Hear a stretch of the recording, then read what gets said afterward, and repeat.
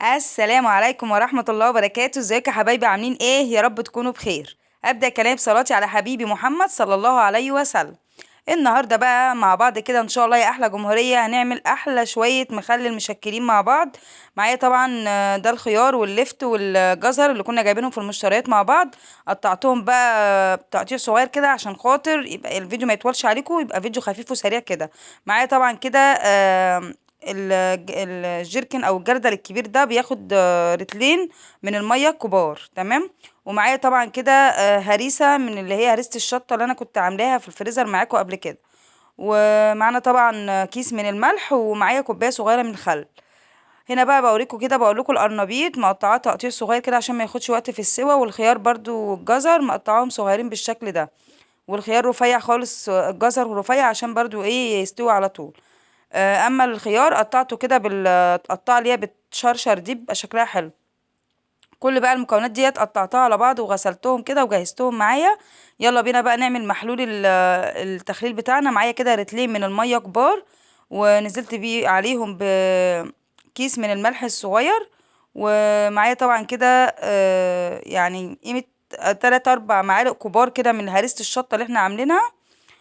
لو مش عاملاها جاهزة زي ما انا عاملاها كده في الفريزر، تفرمي كده كام قرن شط احمر مع اخضر، وكام فص من الثوم، وعليهم بقى الملح والفلفل والكمون البهارات بتاعتها يعني. وتفرميهم في الخلاط او في الكب، تمام. ومعايا بقى نزلت بكوباية خل صغيرة كده، وهبتدي بقى اقلب كل المكونات بتاعتنا دي كلها كده مع المية عشان يبقى جاهز معانا كده محلول التخليل بتاعنا. شايفين بقى لونه ما شاء الله احمر كده ومشطشط كده وجميل، ويخلي المخلل بتاعنا حلو قوي. انا برضو ما باجي اخلل اللفت بعمل نفس الخطوات دي، بس بزيد واحدة من البنجر عشان خاطر تدي لون كده وردي لللفت. بس النهارده ما كانش عندي بنجر بصراحة، واستكفيت بالموجود. هنا بقى جهزت خلاص المحلول بتاعي، هركنه على جنب كده. ونجيب بقى كده طبعا البرطمان بتاعنا الكبير ده، عشان هنبتدي بقى نعبي الحاجات اللي احنا قطعناها، الجزر والخيار والقرنبيط. هبتدي بقى كده ايه اعبيهم شويه بشويه بالراحه كده، عشان طبعا ايه مفيش حاجه تقع مننا.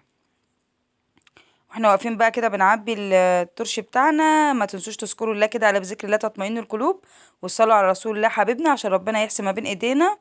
ودعوة حلوة من قلبكم كده لإخواتنا في فلسطين، ربنا ينصرهم نصرا عزيزا يا رب، ويعوضهم عوض جميل.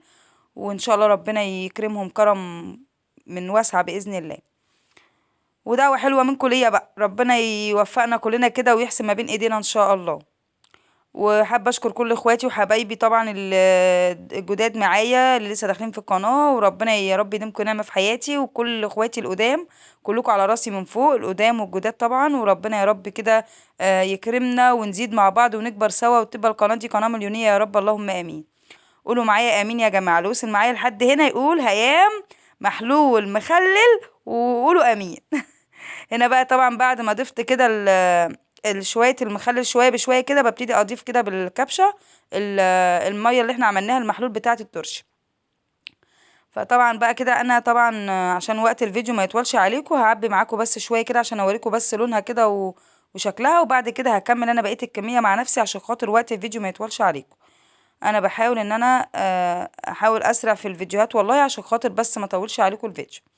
هنا بقى شايفين الكمية دي، هكملها مع نفسي وارجع لكم. انتظروني.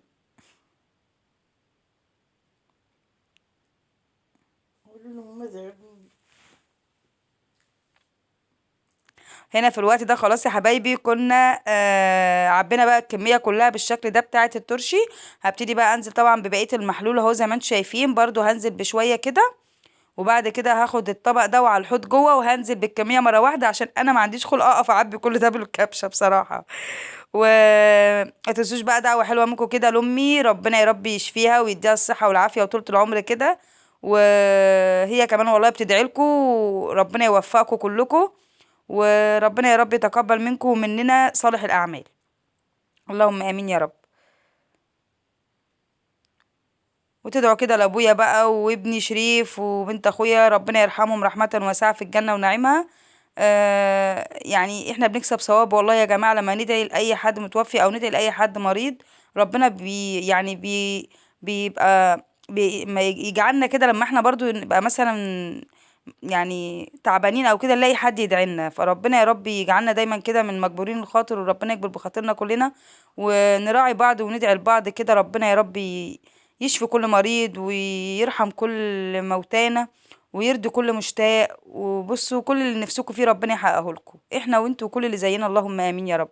دايما لما ندعي دعوه لنفسنا نجمع الدعوه ونقول اجمعين عشان ربنا يستجيب الدعوه لنا ولغيرنا. وحب لاخيك كما تحب لنفسك، الرسول عليه الصلاه والسلام وصانا بكده، واحنا ماشيين الحمد لله على كل اللي الرسول بيقولوا عليه احنا بنعمله الحمد لله. وربنا طلبه مننا بنحاول بقدر الامكان نرضي ربنا ورسولنا عشان نمشي على كل الحاجات الطيبه اللي ربنا امرنا بيها والرسول عليه الصلاه والسلام امرنا بيها. هنا طبعا زي ما انتوا شفتوا معايا انا نزلت بقى بالكميه كلها زي ما قلت لكم كده الميه اهي، وابتديت بس كده انا اقلب البرطمان كده على بوزه بمعنى اصح كده لتحت، عشان خاطر الخلطة بتاعت الشطة تتقلب من فوق لتحت كده، والمية كلها تاخد من طعم الملح بتاعها. بقول لكم بقى هنا كده كان الشكل النهائي للترش بتاعنا، ويا رب يكون عجبكم والوصفة تكون خفيفة كده، وتجربوها بإذن الله بطريقة مملكة أيام، بإذن الله تعجبكم وتاكلوا أحلى مخلل. شايفين هنا هفتح لكم الغطا بقى عشان تشوفوا. شايفين بقى ما شاء الله كده المية غطت اهيت الكمية كلها. مش حابة بصراحة ان انا احط زيت عشان خاطر مش بنحب نحط زيت كمادة حافظة. انا بقى ايه نسيت خالص، حطيت مع نفسي كده معلقة سكر كمادة حافظة عشان تحفظ الترش بتاعي. وبس كده يا جمهورية، ده كان شكل الترش بتاعنا النهاردة المشكل خيار وجزر وقرنبيط. وبس كده يا رب يكون عجبكم، واشوفكم على خير في فيديو جديد ان شاء الله. وباذن الله نعمل مع بعض لفت قريب لما نخلص البرطمان ده عشان احنا بنحب اللفت، وعملته معاكم قبل كده وخلصناه، وهنعمله مع بعض باذن الله مرة تانية. نخلص بقى المكون اللي احنا عملناه النهارده ده، وان شاء الله نعمل مرة تانية اللفت. وده اسم الله حبيب قلبي اللي منورني ومشرفني في كل فيديوهاتي، وماشيين ببركة ربنا ودعوة اهالينا لينا. وطبعا دوار الشمس الجميلة اللي دايما تفتح النفس على التصوير. وبس كده يا جمهورية، انتظروا بقى ان شاء الله مننا كل جديد وفيديوهات حلوة كتير ان شاء الله. وانا والله متغيبة عنكم الايام دي بس شوية عن البث المباشر عشان انا عيني تعباني شوية. ادعولي كده ربنا يشفي لي عينيا، واشوفكم على خير ان شاء الله في فيديو جديد.